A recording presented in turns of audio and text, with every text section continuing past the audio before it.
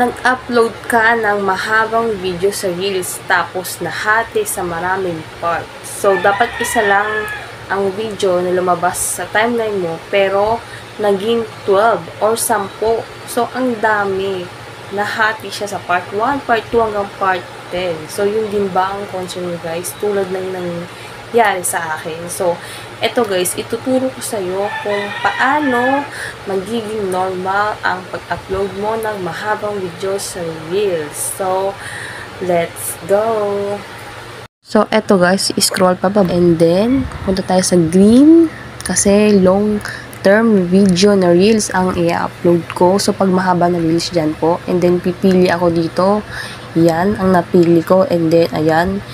Isulat mo lang yung gusto mong ilagay dyan na caption. And then, next. And then, ilagay mo lang din dyan yung hashtag. Hashtag Eklabu.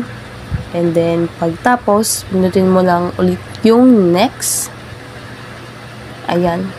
Tapos, dito ka mapupunta. And then, scroll pababa. Makikita mo yung create playlist from your video. Yan po ang pinutin mo kasi naka-on siya, diba guys? So, kailangan natin i-off yan. So, ayan yung dalawa. I-off natin yan. Pinutin mo. And then, yan, naka-off na siya. Tapos, don't forget na i-save. Yan. And then, ayan na guys. Tsaka mo siya i-share now.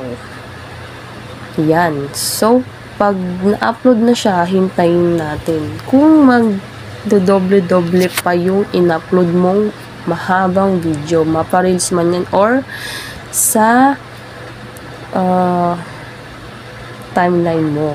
So, eto guys, tignan na natin kung na-doble-doble pa siya. Tignan natin. So, ayan guys, hindi na siya na-doble. Ayan, isang video na lang siya. So, yun lang guys.